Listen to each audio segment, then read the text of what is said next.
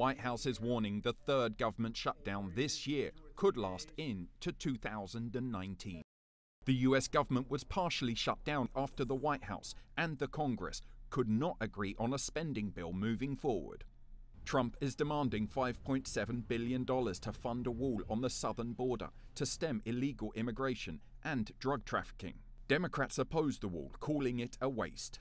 The border wall was President Trump's main message during the campaign in 2016. I think he wants to make it his main message in 2020 for his re-election.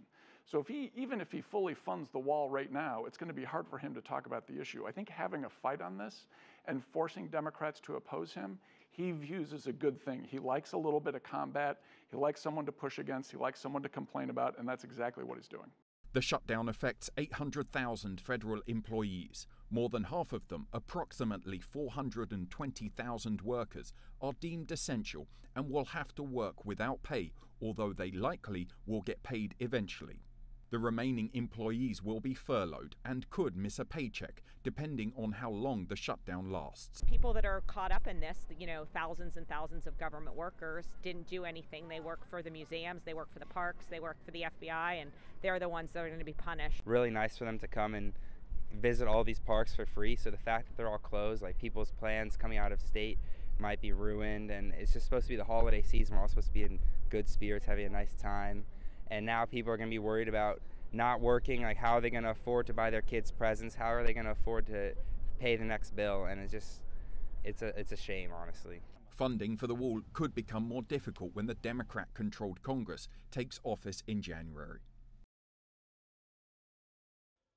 This is an IDP camp in Myanmar's Kachin state for people who've been displaced from their homes. Here's a shelter in neighboring Shan state and another IDP camp to the western Rakhine. The United Nations says across Myanmar, more than 900,000 people need humanitarian aid to survive. These 940,000 people, they need shelter, they need food, they need health services, they need protection. In Rakhine State, there are more than 700,000 people, including large numbers of Rohingya Muslims who depend on humanitarian aid. The civilian population living in these areas have been deeply affected. Many of them have had to flee. Many of them are now living in IDP camps similar to this one. About 2 years ago, I met Moran Nume here. She was living with her husband and daughter in a 20 by 10-foot shelter after the armed conflict spread to their village. Donations from aid groups provided each person in the camp with the equivalent of about $7 per month. They give us money, but it's not enough. But in addition to the armed conflicts that have displaced so many people, Myanmar is also prone to natural disasters.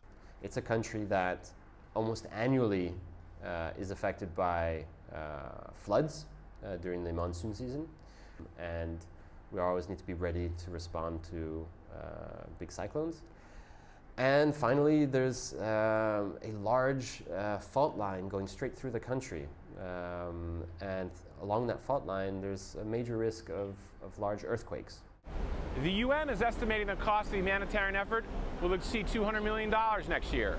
It's hoping countries and corporations will donate the money necessary to provide the help so many people in Myanmar will need.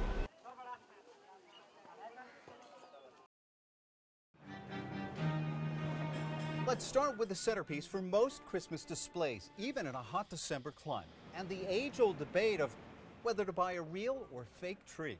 From an environmentally friendly perspective, that's a hard one. There are lots of arguments against real trees. Especially, says Jane Paramore, who is the Deputy Director for environmental group Boomerang Alliance, considering that real Christmas trees get used for a month or so and then get tossed away. That brings them into shape. For Leo DeMasi, the choice is easy. There's nothing beats when you wake up in the morning and walk out and you can just smell the tree. And for a moment there, you just realize, wow, it's Christmas. Thousands of DeMasi's trees are trimmed, transported, wrapped, and stuffed into the back of vehicles each year. The difference here is that DeMasi urges people to bring them back to his tree farm to get mulched. The end product is used to help future crops grow. It's actually holding the moisture in the ground, especially the drought we've just been through. It's made a difference for the trees, definitely. Environmental groups say there are a lot of ways we can lessen the impact on the environment at this time of the year while still enjoying the holiday. All it takes is a little thinking, outside of the box. Rather than using all the glossy, shiny paper that you see around the place, there's some lovely ways of doing things in terms of things like fabric. The biggest issue at this time of the year is all of that extra plastic. Much of it is used around potential gifts. If you can choose an alternative, for example, where we recommend people buy things like books or wooden toys, or perhaps go through the process of recycling toys. Also consider gifts such as reusable cutlery or alternatives to plastic straws. Make your own paper decorations instead of using plastic ones. Go solar when it comes to lights. And if you do pick an artificial tree, try to find one made out of recycled plastic and make sure you use it for many years to come.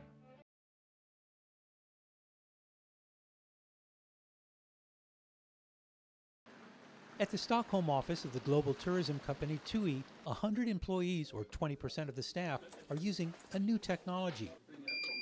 Microchip implants in their hands. They get building access instead of using an ID card, or they can buy food at the cafeteria. Marianne Schanval has one and says it's easier, and she hardly thinks about it. But this man, Johan Esterlund, thinks a lot about it.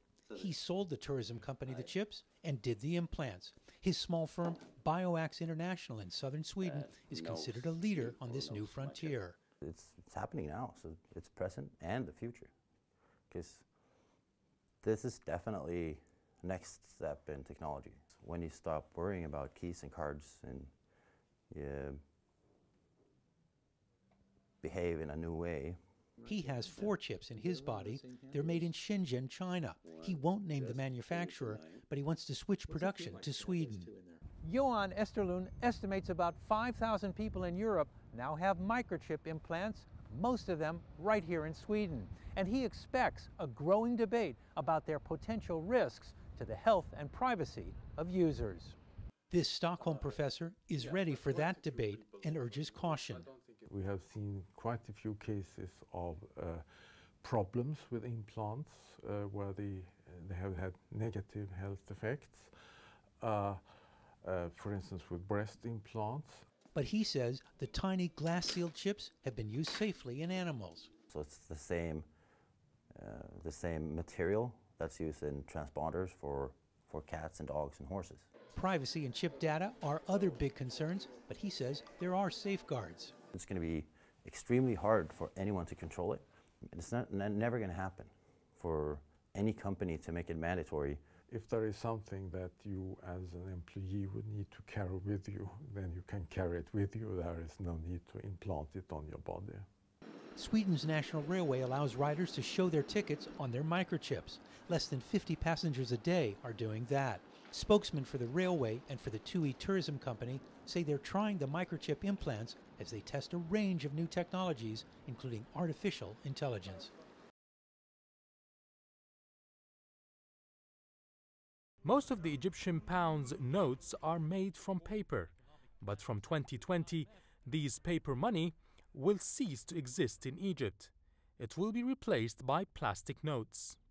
It's a bit funny. Reminds me of the money in the Monopoly game we play.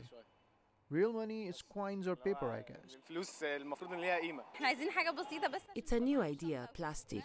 Yes, the paper notes get easily damaged, but how can I fold plastic money in my purse? I never saw plastic notes before. There are only 44 countries currently using plastic notes, but experts say plastic is a better option than paper.